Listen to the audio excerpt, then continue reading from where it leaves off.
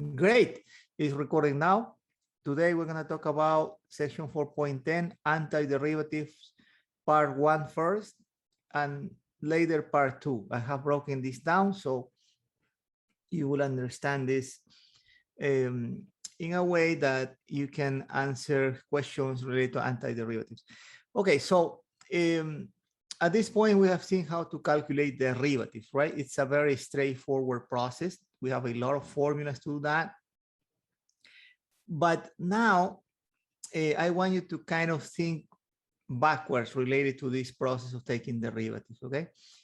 So let's recall how we take derivatives. A very straightforward operator. If I give you a function such as x squared, anybody could tell me here what is the derivative of that function, x squared? Anybody? 2x. 2x, right? Yeah, I hope everybody agrees that it's 2x. Very good, excellent. Twice x here. Very good. It's straightforward, right? Now, what about the derivative of the function x cubed? X cubed.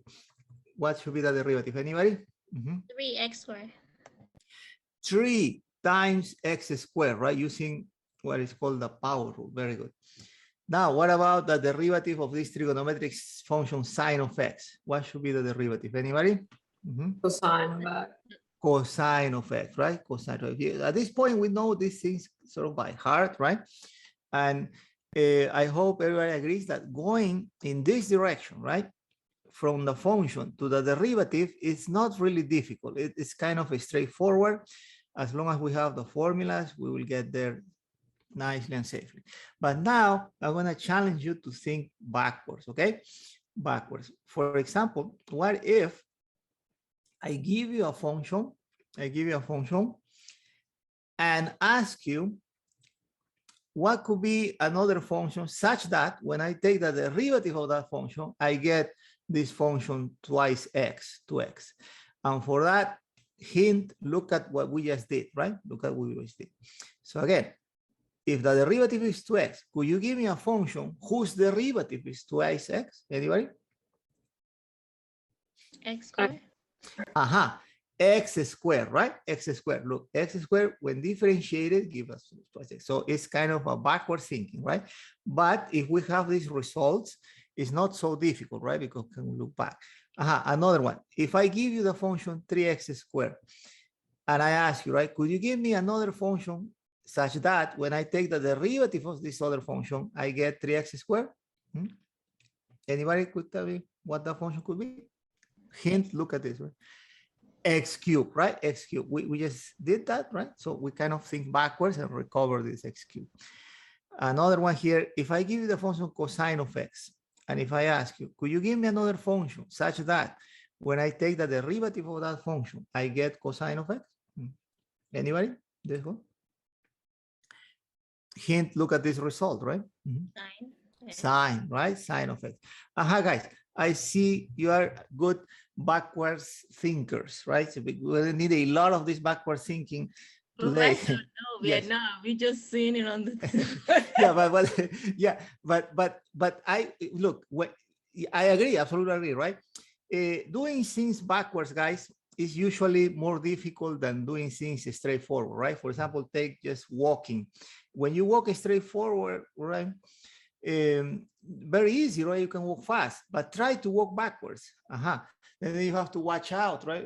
It's not so difficult. You have to do it slowly, right? But the idea is, if you cannot figure this out, try to think on function whose derivative is this, and then you go back, right?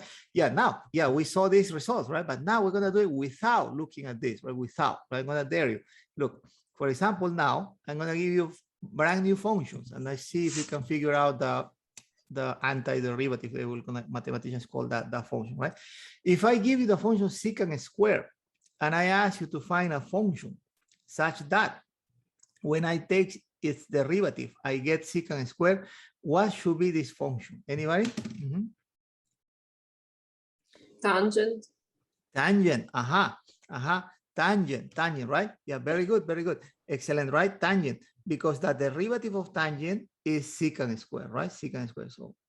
So this these functions, mathematicians call them antiderivative because they come from the derivative, right? A function such that the derivative is the given function. Now, another one here, this one. Could you think of a function whose derivative is 1? Anybody? X. X, right? The identity function. Excellent, excellent, right? The identity function, when differentiated, gives us 1. This one, e to the x. Could you think of a function such that when I take its derivative, gives me e to the x? E to the x? Aha, itself. Very good, right? This function e to the x, the nicest function in calculus, its derivative is itself. So if antiderivative should be also itself, right? Okay, guys, very good, very good. We are going to work backwards now, right? So mathematicians have defined this formally, this antiderivatives, right, formally by saying that a function capital F, they will use this capital F to identify these antiderivatives. It is an antiderivative of a function F, small f, right, if the derivative of capital F is equal to F, right? So if you kind of figure out a function such that when you take the derivative, you get the given function, you got yourself the antiderivative of that function. And this works for all x in the domain of F. Yeah, welcome all you guys that just joined CG. I think Grace, right? Anybody, right? I hope you guys are doing well. Welcome. All right, so now examples. Following this definition that mathematicians have given for antiderivative, I can say that capital F of x equal x squared is an antiderivative of the function twice x, right? Twice x.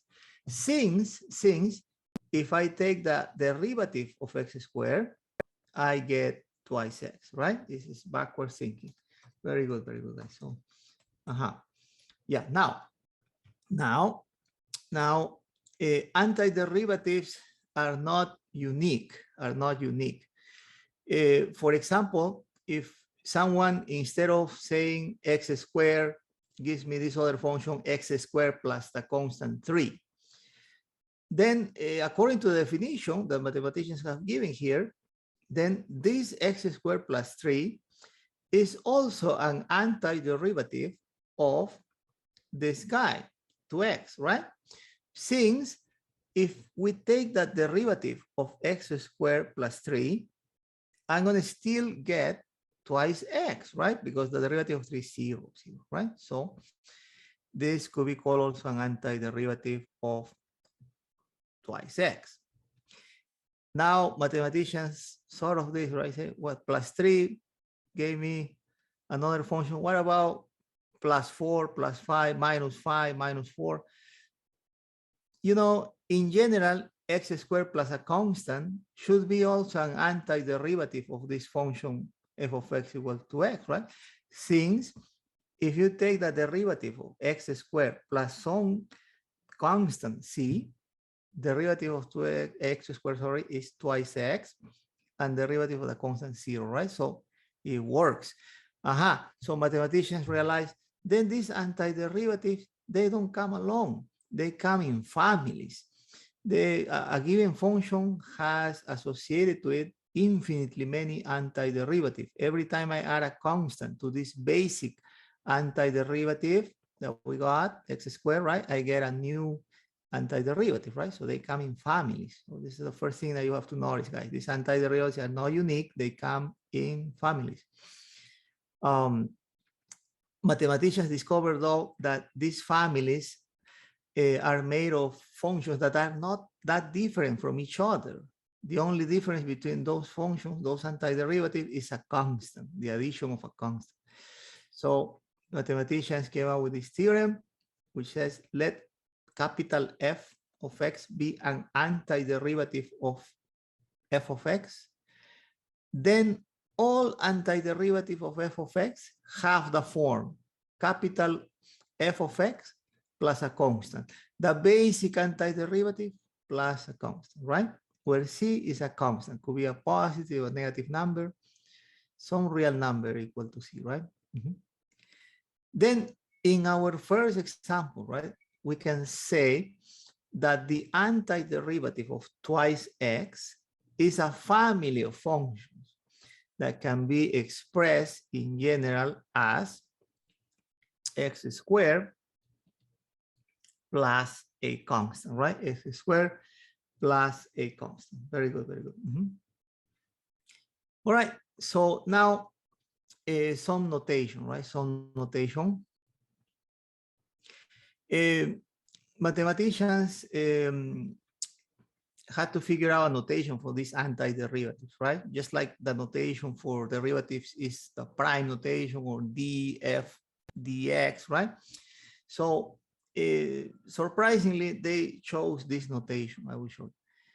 They use this elongated s, this elongated s, and then this dx. Together, this means antiderivative, okay? And in between, they place the function, right, that you are dealing with. Suppose they give you this function twice x, right? And they ask you to figure out an antiderivative of this function. Then your answer should be, okay, this is going to be equal to x squared, right? The basic antiderivative plus a constant to show that this antiderivative is not unique. They come in families, right? So you add this constant, okay? Now, these two together, right? Together, they mean antiderivative. Antiderivative, right? Of 2x is equal to x squared plus c. Also, this is called, it is called integral, indefinite integral to be precise, indefinite integral. And this has to do with what you will see in calculus 2, guys, these integrals. Mathematicians call these operators, these antiderivatives, eventually integrals, because they serve to solve the problem of computing the area below a curve. They integrate little small pieces and then come up with something that could be equal or equivalent to the area below a curve, stuff like that, right? So they call them integrals. A deeper explanation of why this symbol is this antiderivative are called integral will begin to you in calculus 2. This is just an introduction, right? But for us, we can call them now antiderivative or integral to this symbol together with that dx. The function goes in between. All right, guys. Now I'm gonna give you some examples of how to compute these integrals. Example number 1 says compute the antiderivative of cosine of x.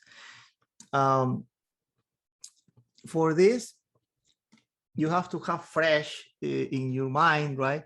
Some result of derivative, right? Some result of derivative. So if, for example, what would be the integral of cosine of x? Anybody? Sine of x. Sine of x, right? Very good, Ariana. Ariana has had it fresh, right? But in case, let's say you forgot that fact, right? No problem, guys. You have your formula, your sheet of formulas, right? I know that the derivative of sine of x is cosine of x. So you go backwards. Antiderivative of cosine of x has to be sine of x. Very good, very good. Very good, excellent. So this one, sine of x. But now, let's be formal, right? Let's be formal. We know that this sine of x is not the only antiderivative of this guy, right? Mathematicians discovered that this antiderivative, they come in families, right? In families. And the members of that family, they are not that different from each other. They are different from each other by a constant. So to be formal, you have to say the antiderivative of cosine of x or the integral of cosine of x is equal to sine of x plus a constant, right? So you are showing there that you know that this is an infinite family of functions, right? Not just one. Very good. So So you get the basic one, you add the constant, you're done. What about this? Integral or antiderivative of e to the x dx? Anybody, guys? What should be that equal to? Aha, e to the x, right? E to the x. But to be formal, right? To be formal, plus a constant, right? To show that this is not unique, right? E to the x plus 1 is another antiderivative. E to the x plus 2, e to the x minus 1, e to the x minus 3. They're all antiderivatives of e to the x. All right, great, great. Now this guessing business is not easy, right? As you saw, especially if the function get more and more complicated. So I have to give you some tools, guys. I have to give you some formulas, some strategies, some methods to compute this antiderivative easily.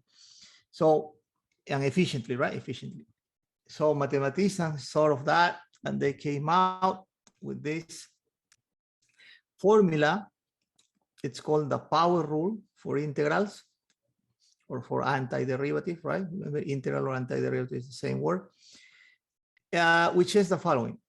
If n is not equal to -1, then the antiderivative of x to the n is equal to x to the n plus 1 divided by n plus 1. Professor, where does this formula come from? It comes from the power rule, but done backwards, right? That's the idea.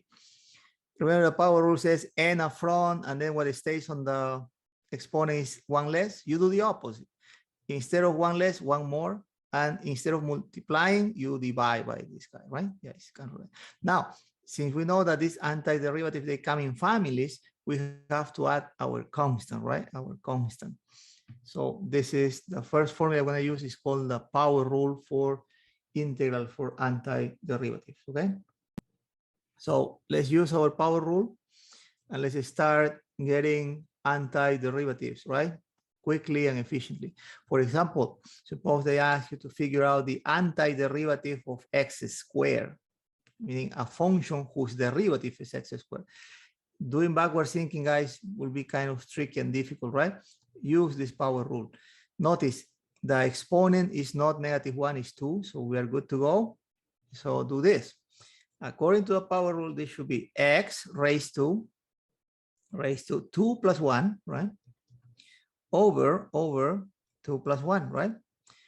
To make your antiderivative general plus a constant, right? And then this simplifies as follows. X raised to the third power, 2 plus 1, 3 on the bottom, over 3 plus a constant, right? Very good. Professor, you are claiming that this function, when differentiated, is x squared. Could you show us? Yes. If you kind of want to double check that your antiderivative was computed correctly, there is always a way to check. Look, check. Take the derivative of this function. If you take the derivative of this function, once you distribute the derivative, this will be 3 coming down, but 3 divided by 3 is 1. 1 less stays, x squared, right? Derivative of the constant, 0. So, it checks, right? Returns this guy. It's a nice formula, gives you the antiderivative quickly, right? And efficiently, right? So, power rule for integral, okay? All right, great. Let's do now another one here. What if they ask you to figure out the antiderivative of the identity function x? Remember, when they give you x doesn't show exponent, but there is an invisible one on the top, right? For x. So 1 is not -1, so I can apply my power rule. So I go ahead and do this. The power rule says that the antiderivative of x should be x raised to 1 plus 1 over 1 plus 1, right? Plus a constant. This is x squared over 2 plus a constant.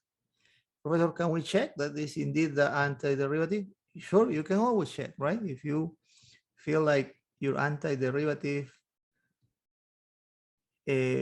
should be checked. You can check. Take the derivative of this, and of course, 2 coming down divided by 2 is 1. This returns x. Derivative is constant 0, right? So x, double check. Good. So this is how you integrate or take the antiderivative of the identity functions here. Another one, integral of x cubed. Again, number 3 as exponent is different than -1. So I am good to go with this power rule, right? So let's do that again. So this will be x raised to 3 plus 1 divided by 3 plus 1. Plus a constant to make this antiderivative general, right? So this will be equal to what? X raised to 3 plus 1, 4 over 4 plus a constant, okay? And you can always check by taking the derivative, you will see that it works, okay? Very good, very good. A tricky one here. How can I compute the antiderivative of the constant function 1? Well, I want to use this power rule. So allow me to rewrite this as x to the 0. Remember, x to the 0 is 1, right?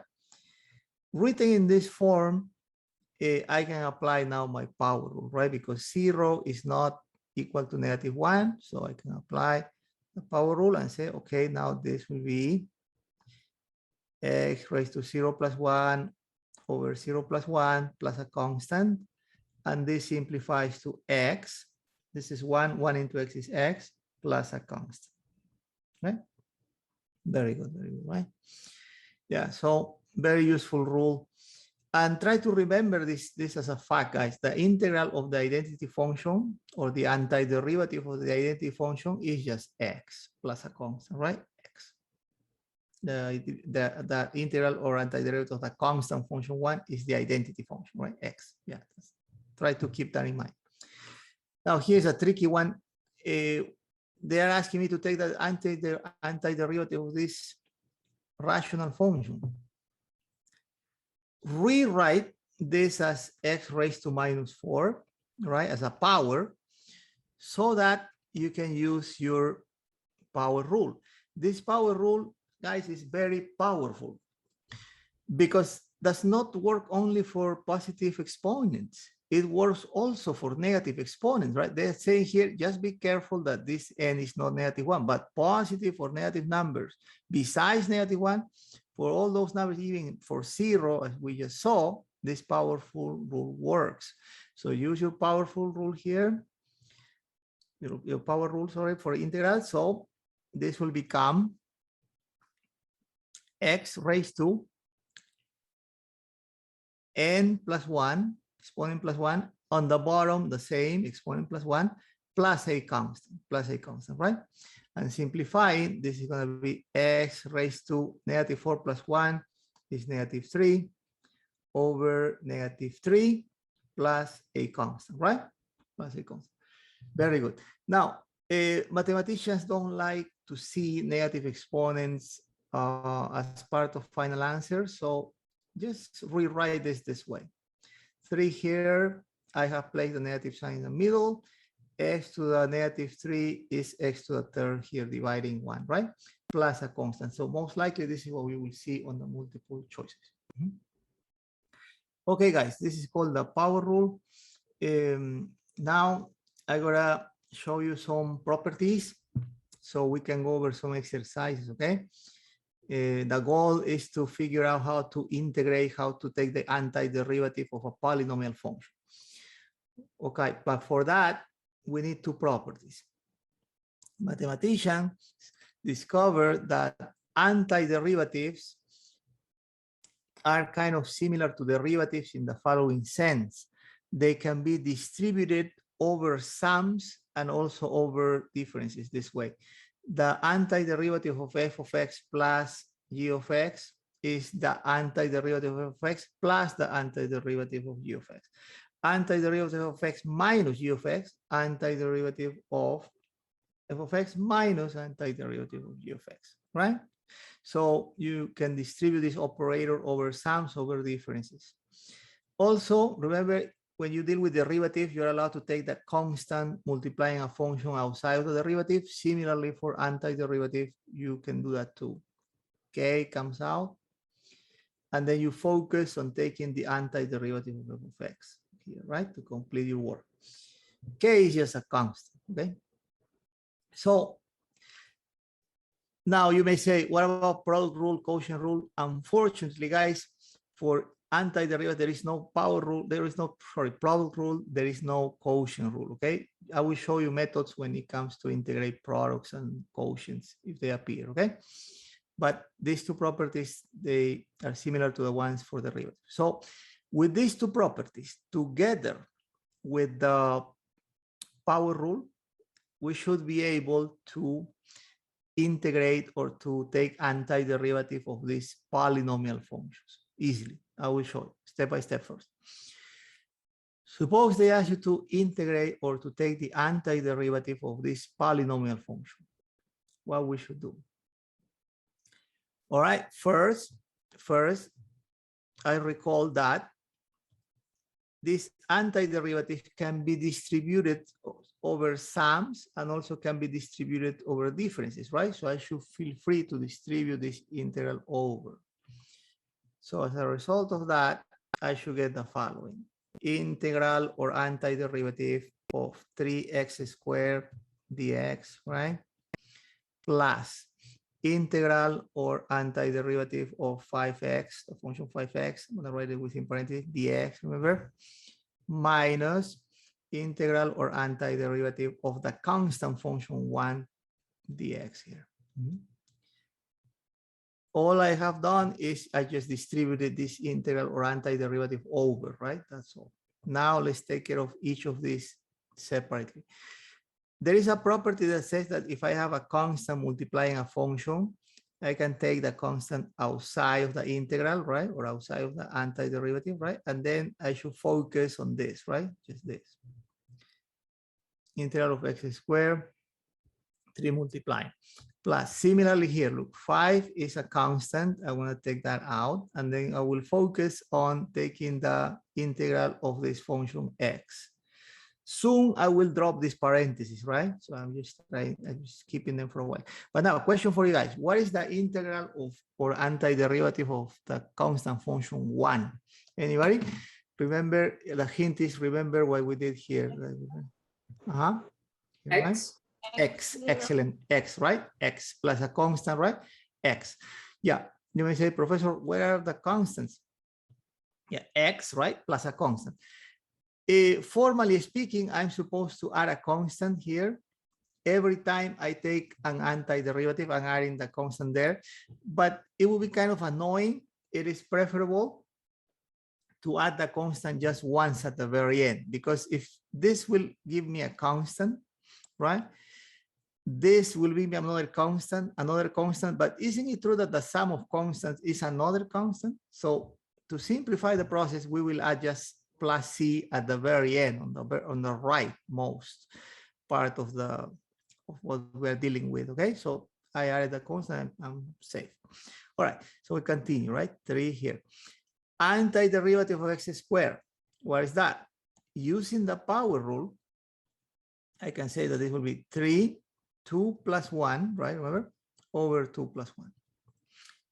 Plus 5. Using the power rule again. Power rule, Professor, where is this point? This point is this invisible one, right? So I would say that this will be antiderivative of x will be 1 plus 1 here, 1 plus 1 here, right? Minus. This I already did, it's just x. And the constant again is to make the result general, right? Yes, plus c at the end. All right, now I'm almost done, right? Look, just finish this up this way. 3x to the third, divided by 3. So these two 3 will cancel, right? Plus 5x squared divided by 2 minus x plus the constant, right? 3 divided by 3 will cancel, right? So you don't have to write this. So let's erase it, right? 3 divided by 3 is just 1. So this gone, this gone. So it's just this, right? Yeah, very good, guys. So this is the answer. This is the answer. And the answer in general should show a constant, right? Plus a constant. Very good. So this is how you integrate or you take the antiderivative of a polynomial function. And this is something that you should really master, okay? So we're gonna go ahead now with examples here on our worksheet, okay? Our worksheet. So I'm gonna start by asking you to do this one. The first one, can you try that? And I will give you some hints for the formulas. So they're asking you to integrate or take the antiderivative of this guy, this polynomial function, and try to follow what I just did before, right? Distribute your integral or your antiderivative over and follow this powerful rule. This called the power rule. So follow this. X to the n plus 1 over n plus 1 plus a constant, right? Use that and use any other previous result as we did. Okay, guys, so go ahead, try there. Try. And we will continue there, right? Yeah, very good. Yeah. Try and let me know the answer. Very good.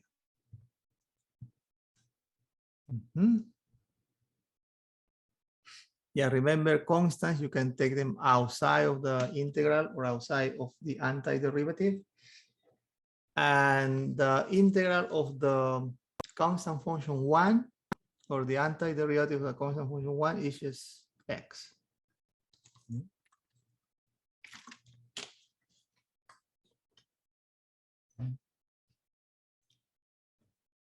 Yeah, I'm going to write here recall power rule. Power rule for antiderivative, right? Aha, I see. I see you're posting answers here. Yeah, it's not that difficult really, guys, because it's just we're doing the basics here. Oscar, also Adriana, figure this out. Excellent, very good, right? Excellent, guys. Once you distribute this antiderivative over this polynomial, you're gonna get this. Allow me to drop the parentheses that I was using before, right? So we will have to do this. Dx plus the integral of the constant function to dx. But what is this equal to? Well, 6 comes out and you have to focus on taking the integral or the antiderivative of this x cubed plus 9 outside of the integration or the antiderivative, right? You stay with this. And here 2 out, but when you take 2 out, what stays? 1, right? This invisible 1 stays there. Now, this using the power rule should be x raised to 3 plus 1. 3 plus 1, 4, right? Over 4, right? Over 4. Plus 9. Using power rule again, having exponent 1 here, x raised to what? 1 plus 1, 2. And that 2 also goes in the bottom, 2. Plus twice integral of the constant function 1 is the identity function, right? X. But now, since I want this to be a general result, right?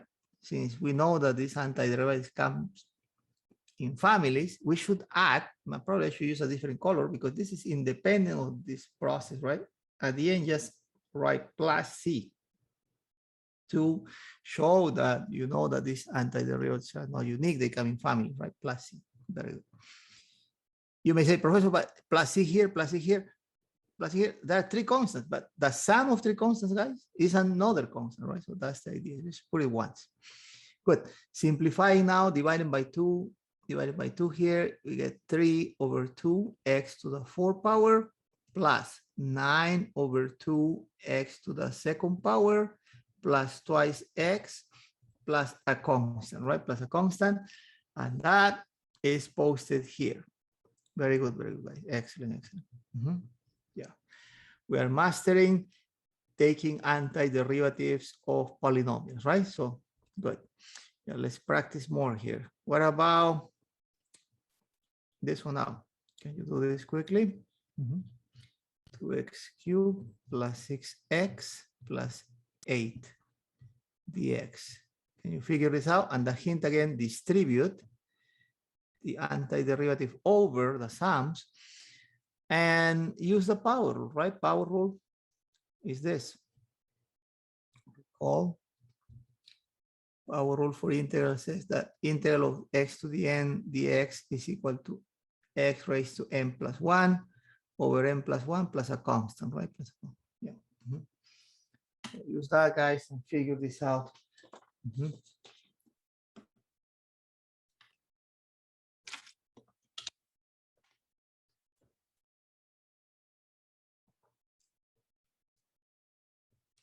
Yeah, very good, guys. So, aha, Ruby, very good, very good. Yeah, very good, very good. So number 2.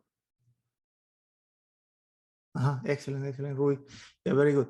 Yeah, Adriana, Grace, Oscar, very good, guys, right? Very good, excellent, very good. If you walk away from this course, mastering how to take derivatives and antiderivative polynomial functions, you're doing well, because it turns out any complicated function can be approximated by a polynomial function. They will teach you that later. So it's a powerful tool, this. All right, great. So integrating, yeah, someone else posted here. Yeah, Sarah also, very good, Sarah, very good, excellent. So distributing the antiderivative for the integral, right? We get this, right? Plus integral of 6x dx plus integral of 8 dx, right? Constant out, integral of x cubed dx plus constant out, 6 times the integral of the identity function x plus 8 out integral of the constant function 1. Very good. Now, using the power rule, this is going to be x to 1 more here. 3 plus 1, 4, divided by 4. Plus 6, there is an invisible one here, x, 1 more, 2, divided by 2. 2, 2, 4, 4, right? Remember that. 8, the integral of this guy, 1, is just the identity function x, right? And basically, we're done with the basic form of the antiderivative, but since you want this to be general, you have to add the constant, right? And then simplify. So simplifying, this is just x to the 4 divided by 2, or 1/2 of that, right? 3x squared plus 8x plus c. And this is here. Instead of division by 2, they wrote it as 1/2 times x to the 4, right? I hope you notice that these are the same. So this is exactly this. Be careful when you choose, guys, again, right? Especially when you take your final, term by term, right? This is this guy is this with positive sign, constant with positive sign. Everything should be checked because the choices are very close to each other. All right, what about this one? Yeah, this is similar. So I think we should do something more challenging at this point. Yeah, this is same as before, similar. But let's try this. Number 4. Can you try number 4? I will give you a hint. It's a little bit tricky. A hint, instead of working with this function directly, rewrite this as x raised to minus 3 minus x cubed minus 1/2, and integrate this by distributing the antiderivative of the integral over, right, and applying the power rule. Recall, integral of x to the n dx is equal to x to the n plus 1 over n plus 1 plus a constant, right? Yeah. Very good. Try, guys. It's a negative exponent, but the power rule still works for negative exponents, right? The only case when it doesn't work is when the exponent is -1, but I will tell you when it comes what to do if your exponent is -1.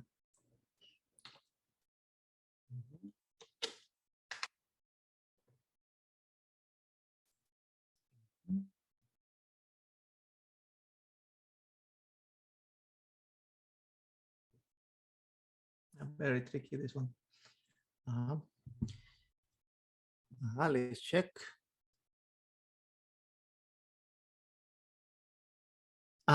Oscar, you are very close, but I think you have to make some little adjustment there. Yeah, check well the choices. Adriana. Yeah, you got it. Adriana, Sarah. Yeah, Oscar now. Yeah, very good. Excellent, guys. Excellent. Yeah, Sarah, Oscar, Adriana. Yeah, very good. You figure this out, guys. Very good. Yeah, very good. So when the exponent is negative, we can still apply our power rule. Okay, so we're gonna do that. So this integral should be this, right? 3 minus 3 dx minus integral of x cubed dx minus integral of 1/2 dx. Very good. But now what is this? X raised to minus 3 plus 1, and here minus 3 plus 1, same, right? Minus integral of x cubed, it'll be x to 3 plus 1, 3 plus 1.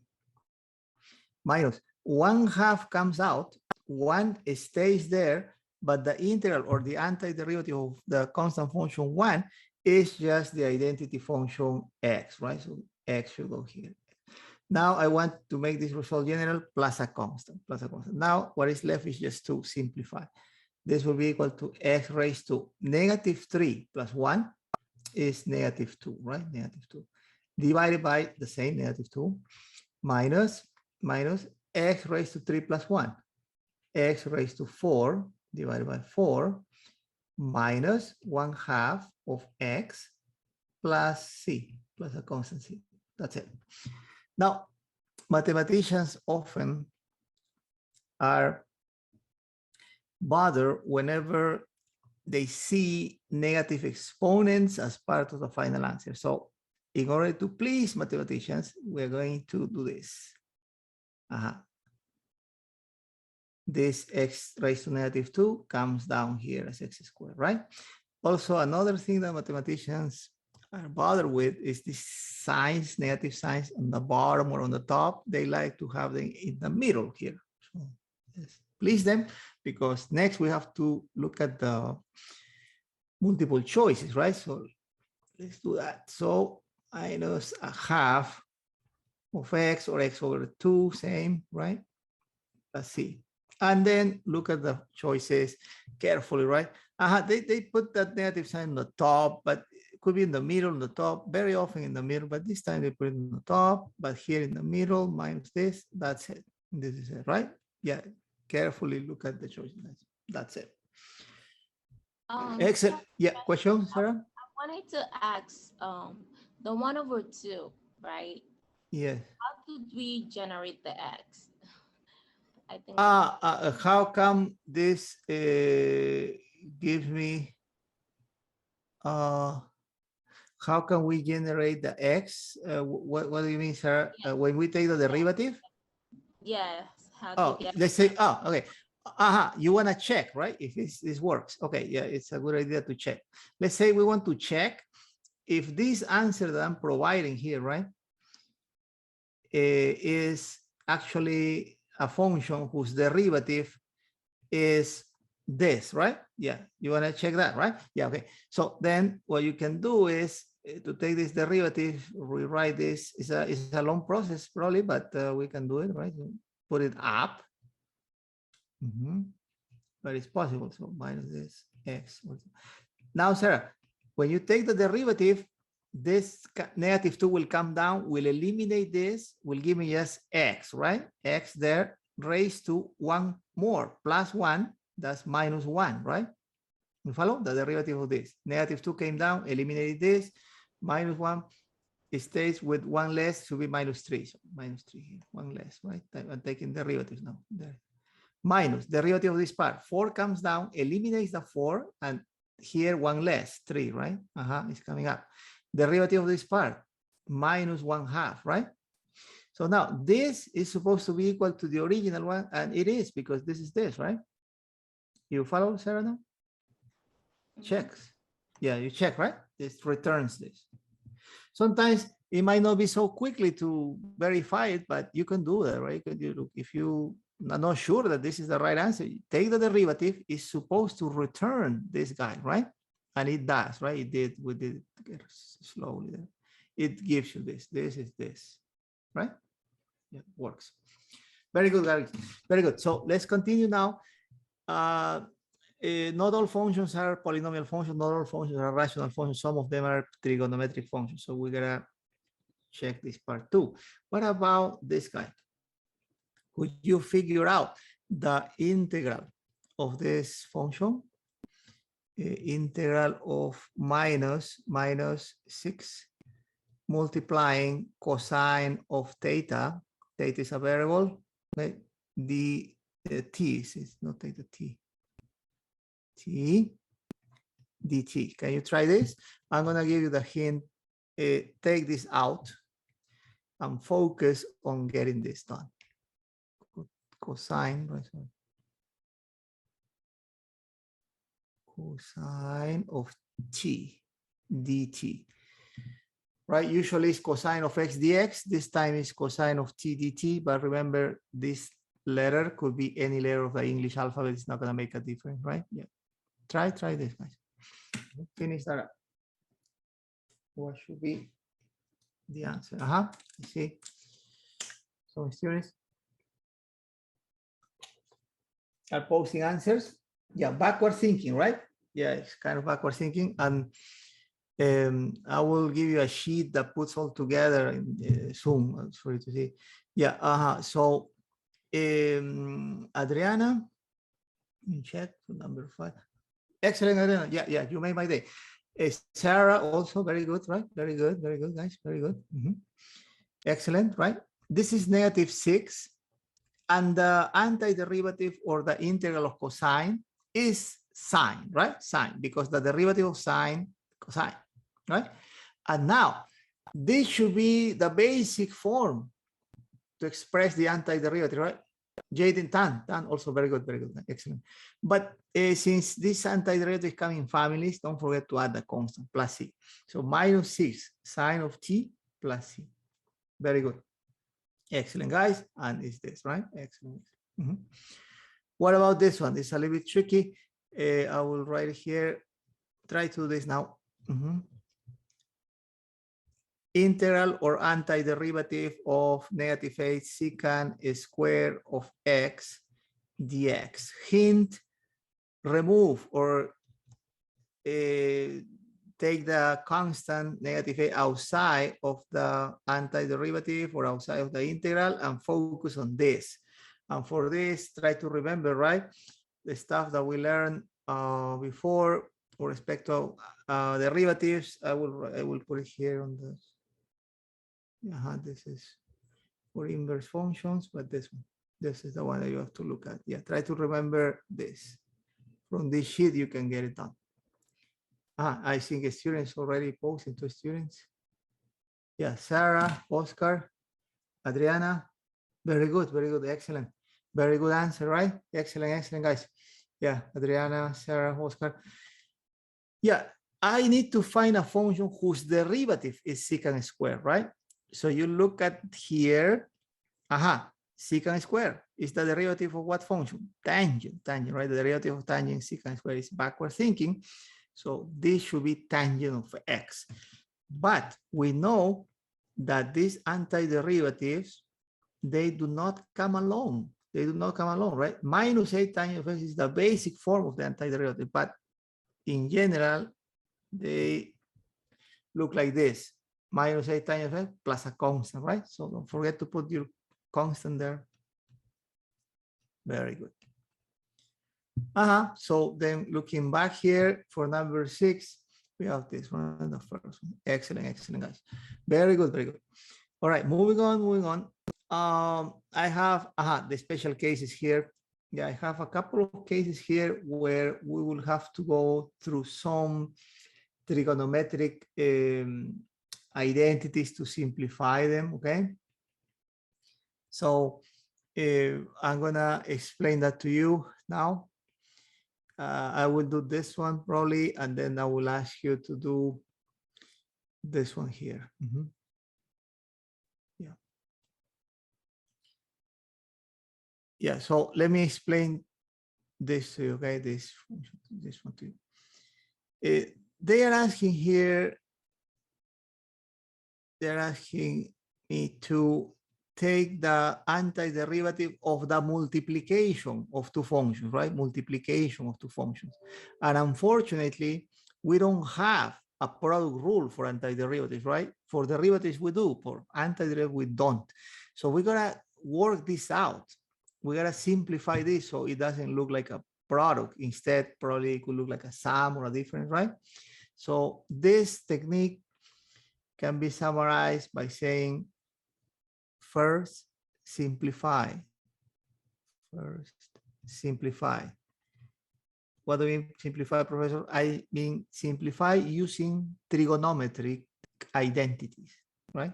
So I'm not going to take the antiderivative. I'm going to just work this out. Look, I'm going to multiply sine times cotangent of theta plus sine of theta multiplied by cosecant of theta, right? So I'm gonna work this out first before taking the antiderivative.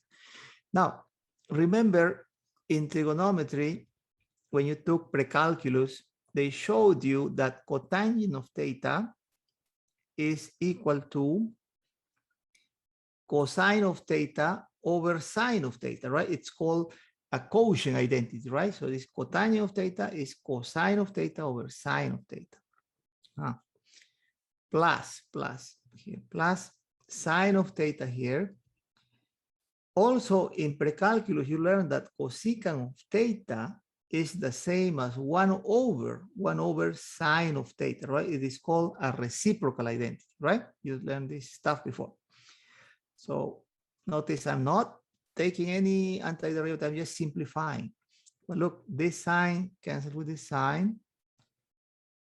And my simplification is paying off. Look, it's giving me the benefit of looking at this function that looked like a product before as a sum, right? And what have we gained, Professor? What we have gained is this. I know that the antiderivatives, the integrals, can be distributed over sum, right? Not over product, but over sum, yes. So now take the antiderivative, right? Now take antiderivative, right? So first you simplify, then you take the antiderivative, right? So now antiderivative of cosine of theta here, d theta, plus antiderivative of the constant function 1 d theta here. But antiderivative of cosine of theta is just sine of theta, right? Because derivative of sine is cosine. Antiderivative of the constant function 1 is the identity function, right? Theta. So to make my result general, I just add a constant and we are done. So looking back in 7, I see that the answer is here, right? Sine of theta plus a constant. So very good. Okay, guys, we're gonna do this. So I'm gonna ask you to do this one. And I'm gonna give you this hint, okay? Simplify first. Because as is written, this function is a quotient of two functions, right? And we just learn that for derivative, we have a quotient rule, but for integrals, for antiderivative, there is no such a thing. There is no quotient rule, so we have to convert this quotient into a sum or into a difference, as I did before, using some trigonometric identities. I'm gonna remind you about these trigonometric identities, right? Recall, secant of theta in precalculus, they show you that this is 1 over cosine, right? Secant. So try to write instead of secant 1 over cosine. Okay, so that. And then you end up with what mathematicians call mixed quotient, or sometimes they call it complex fractions too, right? There is a way to deal with these mixed quotients, right? And multiply numerator and denominator by the LCD of the smaller fractions, right? This guys. So multiply this numerator by cosine of theta. See what you get there? And multiply this by cosine of theta. Yeah, simplify. And on top of that, you have to remember this. Recall, this comes from precalculus too. Sine square of theta plus cosine square of theta is equal to 1, right? It's called Pythagorean identity. But what if we move this guy to the other side here by subtracting cosine square in both sides? Well, I get a new identity, which is very useful, which is this. Sine square of theta is always equal to 1 minus cosine square of theta. You're going to use that too. So use this together with what you get when you simplify, and you should be good to go there. Try to do this, guys, right? Or if you cannot do it, just take an educated guess and see. We will do it together. And then I will show you what to do with these forms.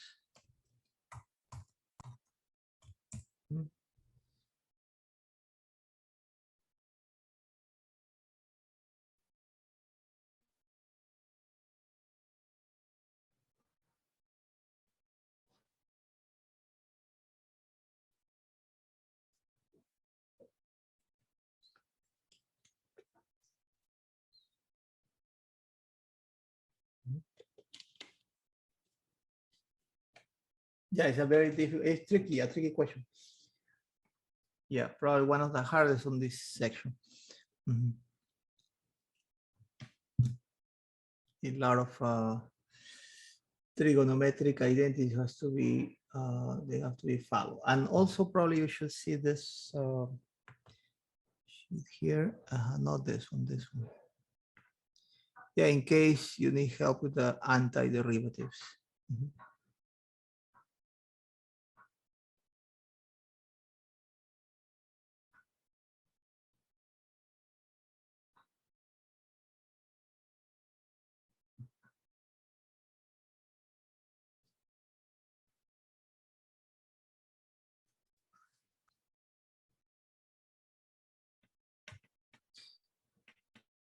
Yeah, but I think in the end, when we simplify this, we may have to look at a table of formulas. So maybe we should just put this on hold, and let me show you some basic formulas, and then we'll come back to this. We will do it together. Okay, so yeah, let's talk about, yeah, at least I have to show you this first for me to complete this. Okay, let me go back to to our notes. And let's kind of try to write out formulas, right? So we can use to do this efficiently. We know that the integral of cosine of x is sine of x, right? But what should be the integral of sine of x? It says here minus cosine of x, right? Why is that? Why minus cosine? Well, notice, right? If you are looking for a function whose derivative is sine, if you take cosine,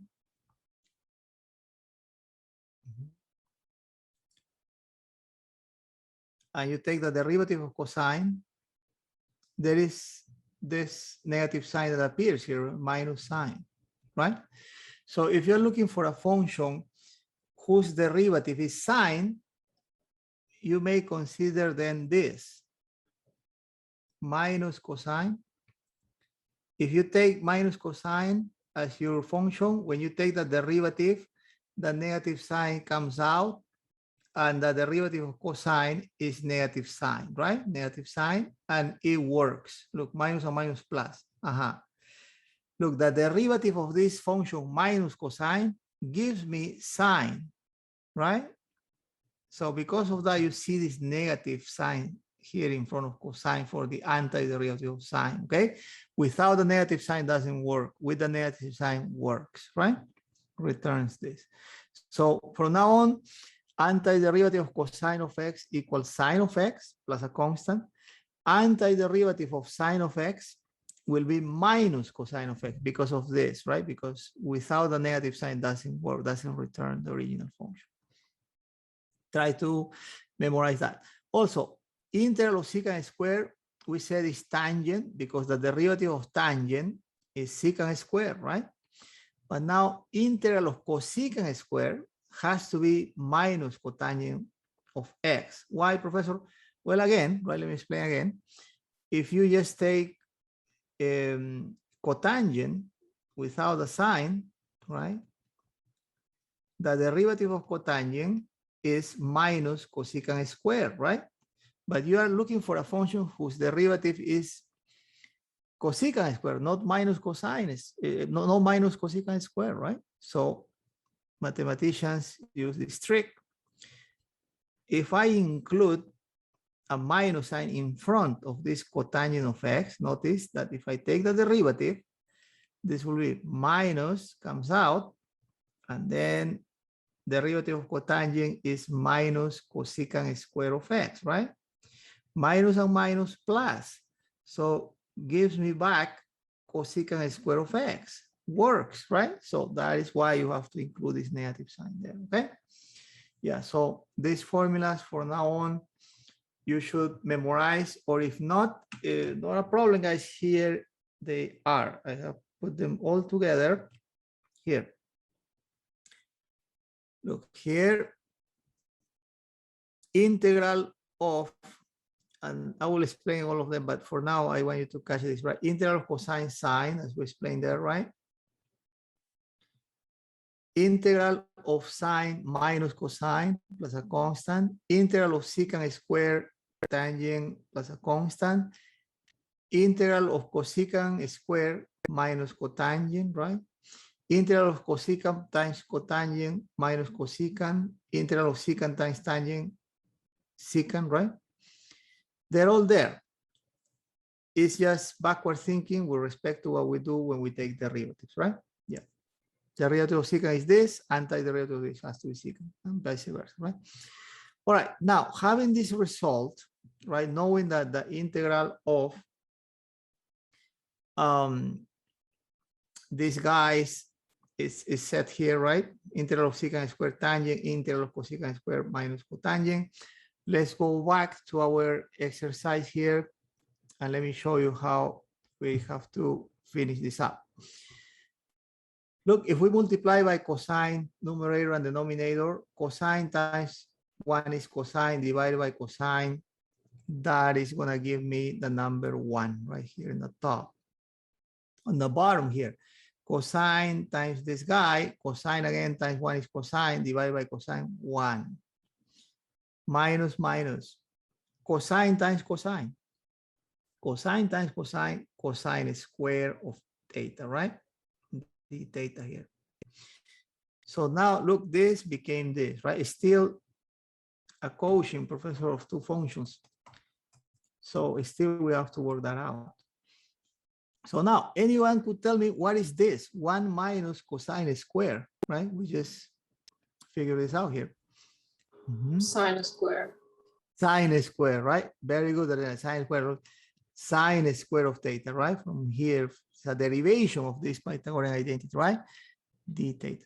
Now, here, 1 over sine in trigonometry, remember, recall, 1 over sine is equal to what? Anyone could tell me? Yes, a trigonometric function, 1 over sine. Hint, 1 over cosine. Ah, yeah, what's that? Sorry? Cosecant. Cosecant, right? Cosecant. Cosecant of theta, right? 1 over cosine is secant, 1 over sine cosecant. Cosecant of theta. So cosecant of theta is this guy. Now, this is a square. So if you square this also gets a square, right? So this should be cosecant square. Aha, now looking better, Professor, because no more quotients, right? So this is a function, cosecant square. And the integral of cosecant square, remember, based on the table that I just gave you, right? The table here was the integral of cosecant squared. Here, look at this table, and I'm gonna give you right now the link of this important sheet. Copy here. Keep this sheet, it's in our website, but in case you want the direct link, print it out for your final exams. Good, important. So there, the integral of cosecant squared is this minus cotangent, right? We talk about this minus sign, why it's needed, right? So minus cotangent plus a constant. So this finally becomes minus cotangent of theta plus a constant, minus cotangent of theta plus a constant, right? And that should be the answer. So the answer for number 9, I think it's just this one, right? Minus cotangent of theta plus constant. You follow, guys? Yeah, that's how you do these tricky forms. Some of them require simplification before you take the antiderivative, right? Just like we did with derivative, right? Very good. All right, so moving on now. Now let me talk to you about this other form, these forms with radicals, and then we'll go over this form too. Okay, so let's just talk about this. For these forms, when you see radicals, when you see this type of quotient x squared plus 1, you kind of try, or you have to try to remember the results that we got when we took derivatives, okay? When we took derivatives. What do you mean, Professor? Well, let me go back to the notes and refresh on that, right? Look, when you took derivatives, remember we talked about derivative of inverse trigonometric functions at some point, right? Derivative of inverse trigonometric function. This one, derivative of e to the x is e to the x, so the antiderivative of e to the x, e to the x plus a constant. This is understood. But what about, yeah, I will talk about this next. What about this? Remember, recall here. We know that the derivative of this function, natural log of x, with respect to x, is equal to 1 over x, right? 1 over x. Now, then what should be the antiderivative of 1 over x? Well, it should be natural log of x, right? If you go backwards. But now you see this absolute value here that mathematicians have placed on the inside part of the natural log, on the argument of the natural log, right? Why is that? Well, this is just to make sure that this makes sense. Remember, natural logs make sense only for positive quantities here, right? To make sure that you're going to consider positive quantity, mathematicians have placed absolute value. So from now on, the antiderivative of 1 over x should be equal to natural log of absolute value of x plus a constant, okay, from here. Now, remember, there was something that I was supposed to explain to you, how to take the antiderivative of this, x raised to -1. Remember, the power rule works for any exponent except for -1, right? What if the exponent is -1? Not a problem, guys, because look, we just have a formula here. Integral of this is the same as the integral of 1 over x, right? This guy is the same as 1 over x, right? So the integral, in case the exponent is -1, will be just this, natural log of absolute value of x plus a constant, okay? For the other cases, for exponents different than -1, you use the power rule. But in case this is -1, this is the integral, natural log of absolute value of x plus a constant. All right, that's for ln. Now, what about this form, 1 over 1 plus x squared? Well, for this form, this reminds me of the derivative of tangent, right? Inverse, tangent inverse. Remember the derivative of tangent inverse was 1 over 1 plus x squared? Yeah, so it's here. So, therefore, that derivative, sorry, let me bring up the derivatives of inverse functions. Here. Remember the derivative of tangent inverse was this guy, 1 over 1 plus x squared. If you go backwards, then we can say the antiderivative of this guy has to be tangent inverse, right? Tangent inverse. This is what this guy is saying. Antiderivative of 1 over 1 plus x squared, tangent inverse. And similarly for this, look, we know that the derivative of sine inverse is 1 over square root of 1 minus x squared, right? So the antiderivative of 1 over square root of 1 minus x squared should be sine inverse. Professor, a lot to remember, a lot to put backwards. Not a problem, guys. For that, I have this worksheet, this sheet, right? There's it. And I just gave you a link, right? Everything is summarized here, right? These are derivatives, this antiderivatives. Look, derivative of natural log of x, 1 over x. Antiderivative 1 over x, natural log of x. Derivative of e to the x, e to the x. Antiderivative of e to the x, e to the x plus a constant. Derivative of sine, cosine. Antiderivative of cosine, sine. Derivative of cosine minus sine. Antiderivative of sine minus cosine, right? Because we talk about this, right? Now, we were talking about these guys, right? Look, what should be the antiderivative of 1 over 1 minus x squared? Sine inverse, because the derivative of sine inverse is precisely 1 over a square root of 1 minus x squared, right? So derivative here, antiderivative here. Derivative of tangent inverse, 1 over 1 plus x squared.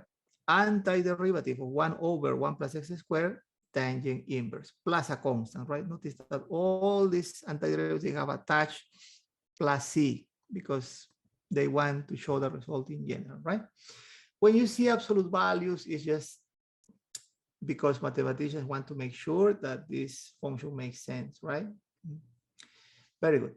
All right, so this, have it printed out somewhere.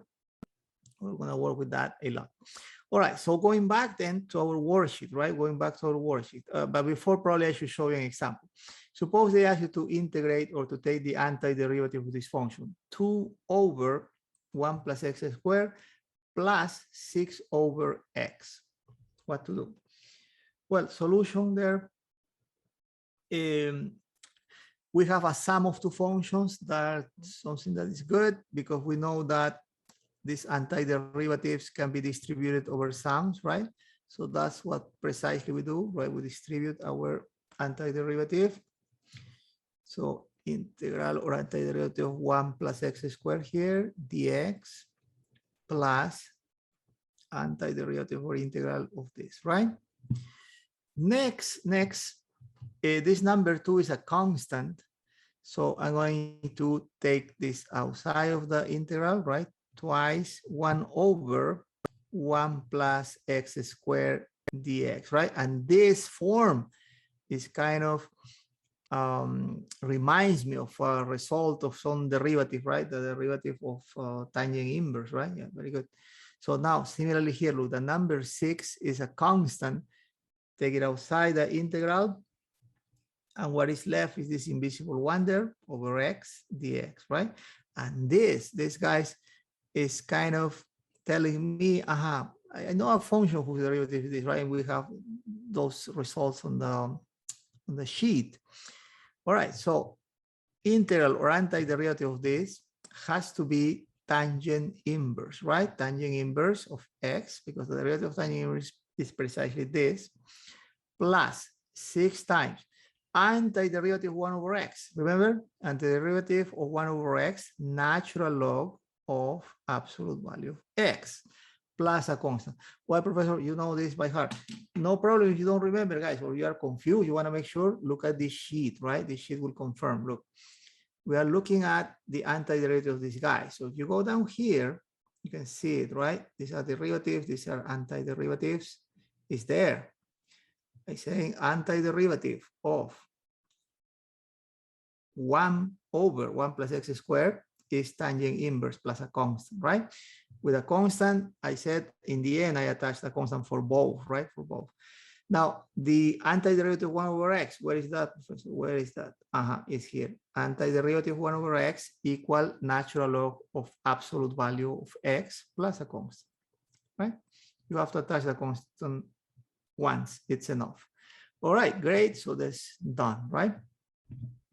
Another example before I give you to the worksheet, but probably we should go to the worksheet because I want to talk about this examples separately. Yeah, let's go back to the worksheets. Let's do some work together there. Yeah, so let's choose some stuff with natural logs or with this 1/1 plus x squared. This one, for example. We can try this. Could you try this, guys? I will write it bigger for you here. Try to this integral or antiderivative of 5/1 minus x squared minus 7/x dx. Remember that dx goes together with this elongated s, right? Hint, distribute your integral or your antiderivative over, right? Over this difference. And then look at our sheet of formulas, right? Find them there. Of course, you have to take away the constants, right, from the function. Take them outside. Yeah, I think this should be enough for you.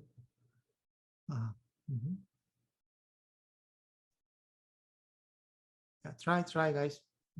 Distribute your integral, take the constants out, and then look at your sheet of formulas.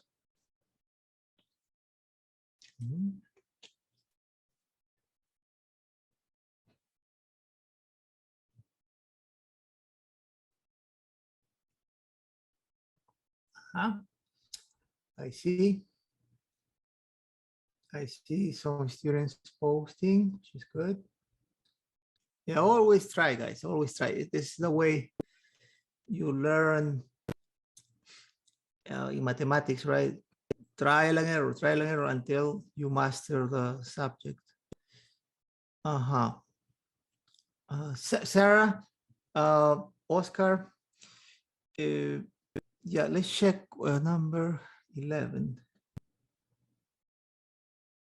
Yeah, Oscar, Sarah, very good, excellent. Yeah, very good. I think also Adriana posted an answer. Very good, guys, excellent. Yeah, very good.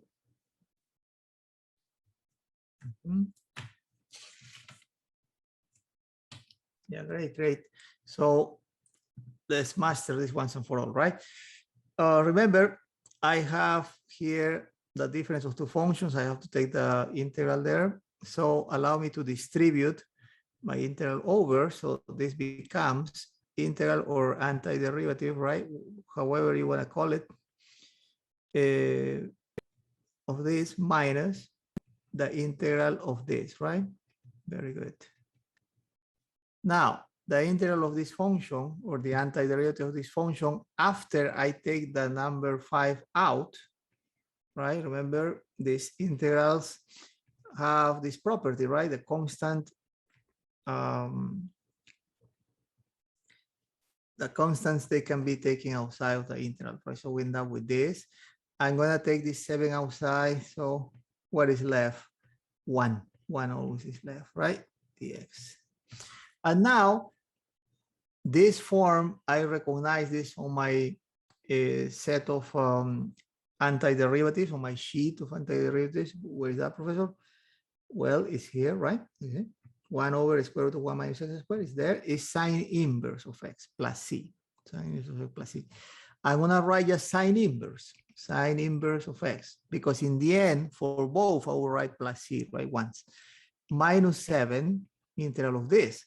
The integral of 1 over x, natural log of absolute value of x, right? Now, in the end, to make this solution general, plus c, plus a constant, and that's it. We have this as our answer, right? Sine inverse 5 plus minus 7 times natural log of absolute value of x plus c. Very good. Can you try this one, number 12? Try this, guys, and then we'll move on.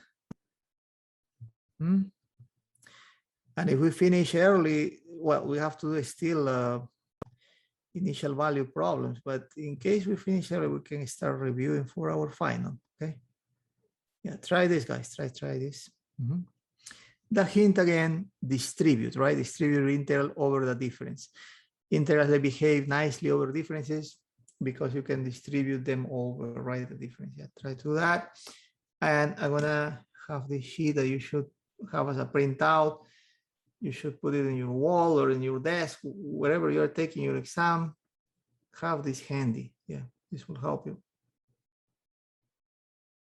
Mhm.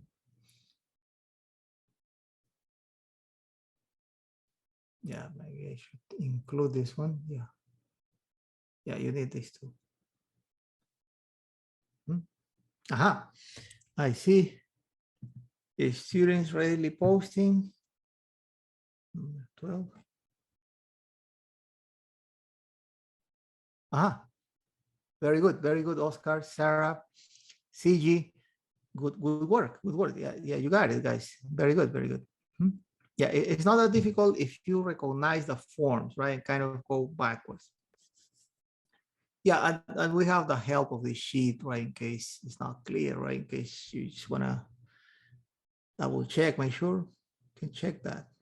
All right, so let's do it together, right? So again, once you distribute your integral or your antiderivative, right, over the difference, this is what you get. Square plus 1 dx here. Remember, this dx goes together with this elongated s.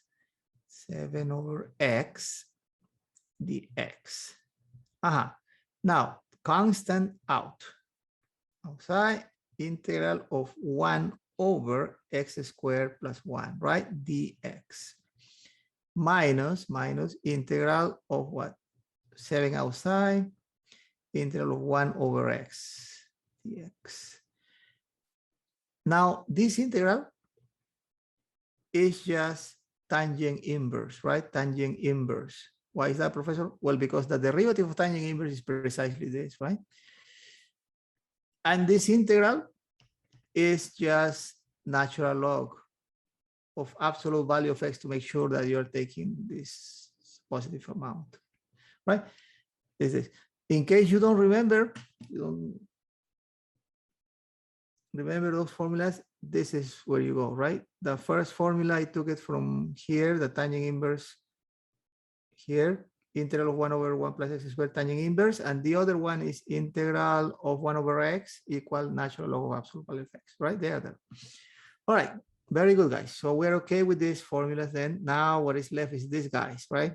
What to do if you see composition of functions such as e raised to 3x, e raised to minus x, what to do? I will show you now. We have all these basic results on our sheet of formulas, right? So now let me show what to do if you are asked to take the integral or the antiderivative of a composite function such as e raised to twice x. Inside function twice x, outside function e to the something, right? Very good. So what to do? Well, turns out what you have to do is, again, some good backward thinking. Backward thinking, what do you mean? Well, I mean this. Going basically to the definition of an antiderivative, I have to figure out a function whose derivative is this, right? Whose derivative is this. But let's do some trial and error here. Look, I want to find a function such that when I take the derivative of that function, I get this, e raised to twice x. Well, if I start with the function itself, let's see what happens, right? Let's see what happens. So let's say I start with this. What if I take this function? The derivative of this function is going to be e raised to twice x, but since this is the inside function, it will be times 2, right? I almost got it, except for this guy, right? This bothering me. Look, I almost got it, but there's a 2 there. How can I get rid of that 2? Well, mathematicians thought about it and they say, okay, what about dividing this by 2? Take e raised to 2x, but divide by this number, the number that appears in this point, by 2. Now, if you take the derivative, there will be a 1/2 coming out, and this 1/2 will take care of this, right? And it will work. You see, guys? So the derivative of this guy should be simply itself divided by 2. Divided by 2, right? So you take itself and then divide it by this guy, plus a constant, right?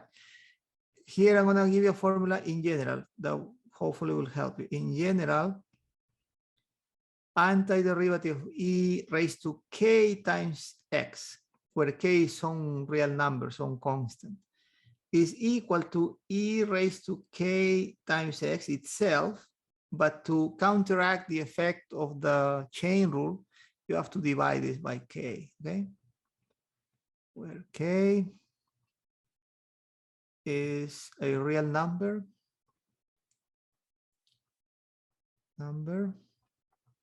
okay? K not equal to 0, because if k is equal to 0, we are in trouble. We're trying to divide by 0 and define, right? So k not 0, use this property. It's a very nice property, okay? It's going to help us. Of course, if you want to say this in general plus a constant, right? So let's be careful there. Let's be formal. Let's be formal there, plus a constant. All right. Okay. So now then I can deal with these guys, right? Easily. For example, if they ask me to take the antiderivative of this function, e raised to minus 3x plus 7 times e raised to 4x, how I do that? Well, solution here is start by distributing your antiderivative, okay? So integral of e raised to minus 3x dx plus integral or antiderivative of 7 e raised to 4x dx, right? Next, for this guy, I have a formula, right? This formula, e raised to k times x when integrated gives me itself divided by k, divided by this guy, right? So this should be itself, e raised to minus 3x divided by k is negative 3, right? So sometimes students tell me, Professor, aren't you doing the chain rule backwards? Yes, it's basically the chain rule, but backwards. So instead of multiplying by the derivative of the inside function, you end up dividing by the derivative of the inside function, right? Yeah, very good. Now here I have a 7 that I can take outside of the integral. And I have this form again, right? So this form again, k is 4 now. K is 4 there. So what I do to get this done is just itself divided by the number that appears next to x on the exponent 4, right? And the whole thing plus a constant. Then you can simplify this, make it look nice. Very often mathematicians may write this in the bottom, but I say very often, not always, right? Sometimes they leave it alone, right? But just be aware that this may look like this on the multiple choices. Or perhaps they will leave it alone, right? But I just want you to be aware of that. So this most likely is what you should expect to see on the multiple choices. Okay, guys, using this nice property, right? Try to do the following now. Let's go back to the worksheets. Once and for all, let's finish with these forms. So we can go over the last part. Can you try this? I want to write here this bigger, okay? Integral or antiderivative of 9 times e raised to twice x minus 8 raised to e raised to minus x. There is a minus 1 there, right? Careful there. Dx. Can you figure this out? Hint as usual, distribute your integral or your antiderivative over, and then recall this super nice property that I just gave you. The antiderivative of k times x dx is just itself e raised to k times x divided by k plus a constant. Yeah, it's a property.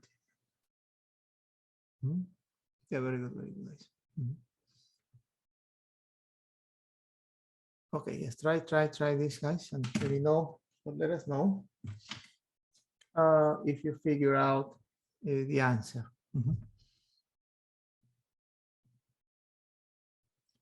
I see some activity on the chat room. Yeah,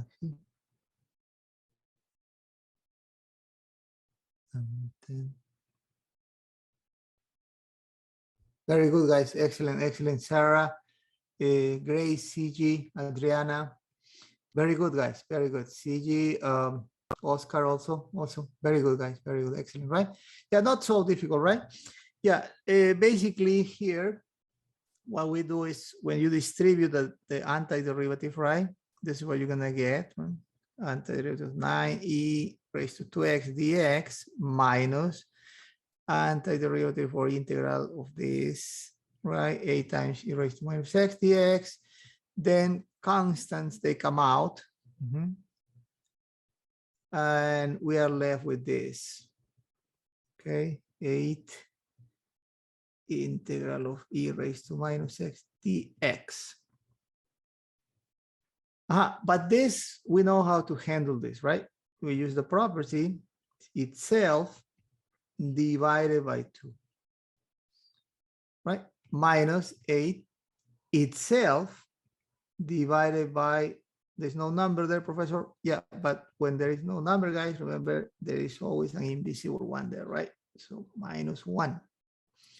And then plus a constant. Plus a constant, right? Don't forget about the constant. 9e raised to twice x over 2 plus 8e raised to minus x plus c. Check, right? Sometimes, most of the time mathematicians put this down, but sometimes they leave it alone. This was the case here. Clearly, this is the answer. That's it, right? Check term by term, right? Be careful, guys, when you take your final. The choices are very close to each other, as you can see, right? So this is it. Very good, very good. Okay, so now that we know how to do this form, yeah, we're pretty much good with this. This is similar, right? You can do it at home. Let's move to the last part.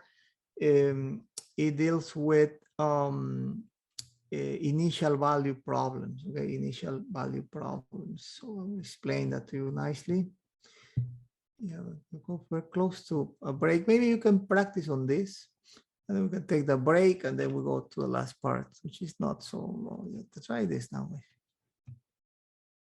Yeah, integral. Yeah, similar to the previous, right? Yeah, this time I'm not going to give you any hints. Let's try to get it done based on the previous. Yeah, again, distribute. Yeah, this is probably the only hint. And figure this out.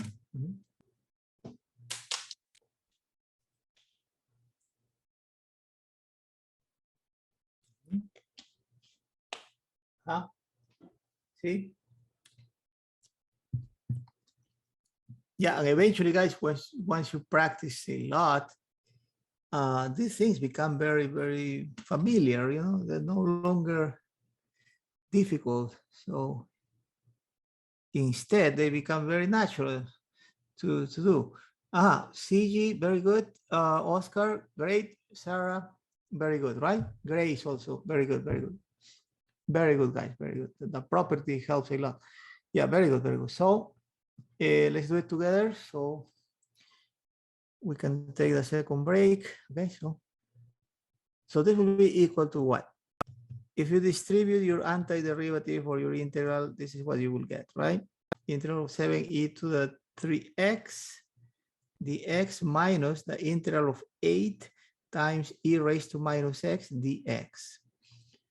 Further, once you take the constants outside of the antiderivative, this is what you get. 8 outside. This is what you get, right?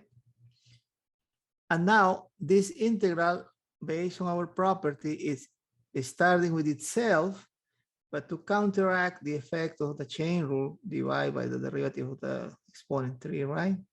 Minus 8 itself to counteract the effect of the chain rule divided by the number here, or the derivative of the exponent, plus c. Very good. And then just simplify this. This should be it. Minus and minus plus 8 e raised to minus x plus a constant. So for number 13, clearly the sky, right? Yeah, check one by one, make sure they match completely. Great.